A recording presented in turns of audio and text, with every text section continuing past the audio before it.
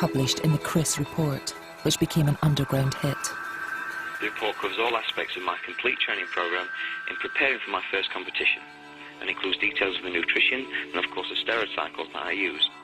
Because I was his son, and the fact that anabolic steroids was used in the progression, you know, of competing, that he wanted to get down in was the fact that, hold on, yeah, my son has been using gear, and I have advised him on how to use this, but we did it for this reason, this reason, this reason, and this was the result.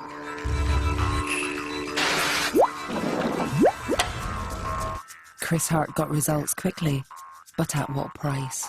The short-term medical problems with steroids are relatively modest, and that is one of the reasons that people are tempted to use them. Certainly there are some guys who get acne. There can be, in some cases, growth of female breast tissue. Most guys who use these drugs don't notice much of anything in the way of short-term effects. And of course, the long-term effects are rarely a consideration, because if you're an 18-year-old who wants to look bigger and more muscular next month, you're not going to be worrying about whether you're going to get a heart attack when you're 60. If even small doses of steroids can create long-term problems, what happens when extreme doses are involved? Greg Valentino was about to find out. Anything in excess is going to cause side effects. And of course, there's not a bodybuilder on this planet who has not had some sort of side effects from taking steroids, even some supplements. You know what I mean? It could be something simple, as in taking a protein powder and having, you know, shitting every 5 minutes, you know, blasting farts all day, and, you know what I mean? You ever been around a guy that lifts weights? You're like, dude, you know, every 5 minutes you're smelling, you know, rotten ass, and that's because, you know, he's blowing his ass up, you know, from taking all the supplements. Well, that's a small side effect. When you're taking steroids, you get big side effects, and of course, I had big side effects. After years of steroid injections, Greg's bicep was fighting back. I had tons of, you know, needles, you know, syringes, needles, the whole bit. And I'm over there reusing needles, dropping the damn thing on the floor, blowing it off, wiping it off, and then you stick that in you, and you get infections, you know? And that's what happened. I wound up getting an infection, and when I got the infection, it starts off, you get a bad fever, the area gets red, soft, pussy. It was like a giant zit in there. It was just loaded with pus. And if you don't do something about it, you can wind up in a hospital and kill yourself, you know what I mean? It could kill you. Greg knew he was in serious trouble, so he decided to operate on himself.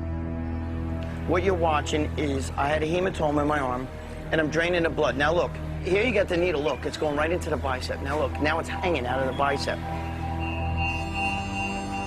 Then this film was like friggin' 15, 20 minutes of just constant pulling shit out. Look at that. I'm filling up whole syringes, and I just keep going and going and going.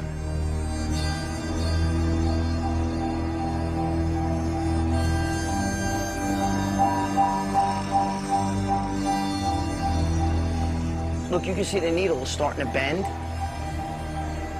Oh, man. I love it, though. It's fucked up. It almost looks like a murder scene. There's blood all over the floor. There's blood everywhere. It's really fucking gross. It just sinks in like a balloon filled with water.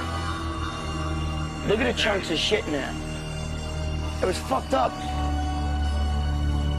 Greg's home surgery didn't work.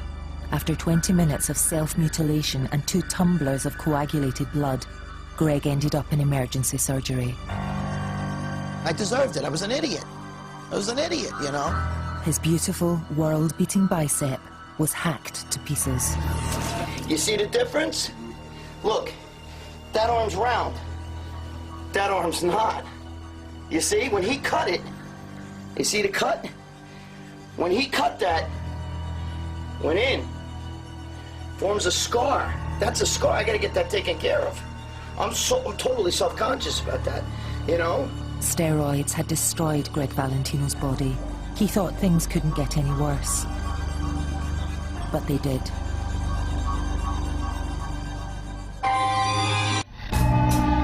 Don't like that thing. No.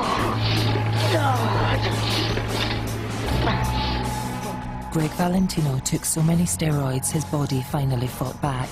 His bicep exploded. But his health wasn't the only problem. In the era of the so-called super freak, to build unnatural muscles, you need unnatural chemicals, steroids, and dealing them is another symptom of their use. This is a bold statement now, that there's not a pro bodybuilder on this planet or a guy that takes steroids who hasn't sold steroids either. They may not be heavy-duty drug dealers, but I can't imagine any bodybuilder who trains in a gym who takes steroids, especially on a regular basis, who hasn't at least sold a bottle or two to his friends or to other guys in the gym. That's how it starts, you know.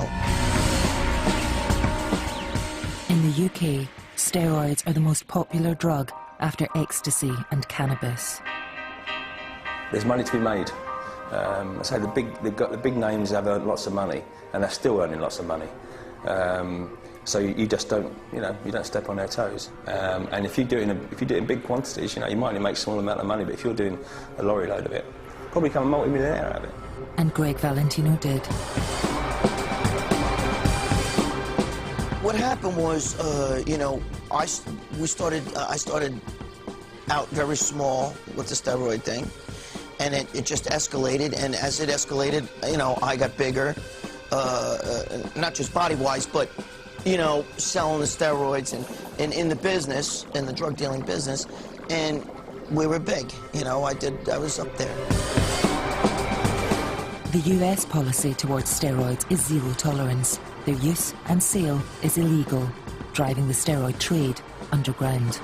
In the sport of bodybuilding, I mean, it's drugs. You're dealing drugs, so you got to deal with shady people. And, there's going to be, wherever there's steroids, there's usually other drugs, too. I mean, I could give you a million stories. There's a guy doing time in jail right now, and he fronted us like $30,000 worth of stuff, and we got robbed. Oh, he took it out on us, he wanted his money. He brought us to a parking lot over by Yankee Stadium, and he had us get on our friggin' knees and give us a reason why he shouldn't kill us. And a couple weeks later, the same guy that held the gun to our head was arrested for triple murder down in Florida. I mean, I'm just saying, these are the kind of guys you're dealing with, then they don't fucking play around. Before steroids, Greg was married for 10 years with 2 kids, but his underworld lifestyle soon replaced the regular family man. Here you are, I was a married man. I'm not going to lie to you, I was cheating on my wife. I was living a drug dealing lifestyle. That's what happens. You're out there, you're making money, you're living at night, you're in the clubs. Greg began an affair with a woman named Julissa. When his wife kicked him out, they became partners in crime. She was rough. She was in prison 11 times. She was an ex-heroin addict.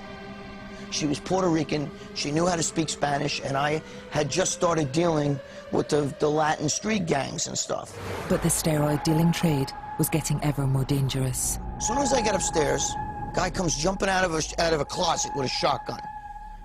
And the guy's holding the gun to me like this, and he tells me, "Give me the fucking money." And you're talking about, I don't remember the exact, I had like 15 or 20,000, I had a lot of money on me. So I'm like, whoa, whoa, whoa, whoa. And he cracks me across the head, bam! Now I'm bleeding, and I hit the ground, and about 30 seconds later, I just heard a scream, and then a bang, and I see the shotgun guy literally almost falls into my lap, and the gun falls right into my lap, the shotgun falls right into my lap. And what it was Julissa came in the room and shot the guy in the ass. If she didn't come in that room with guns blazing, I don't know if I'd be sitting here today. The bottom line is, she saved my ass because those guys would have killed me. But Julissa, a drug addict, died of an overdose on the 10th of September 2000. Things were unraveling, and Greg's luck was about to run out completely. I had been selling drugs for years.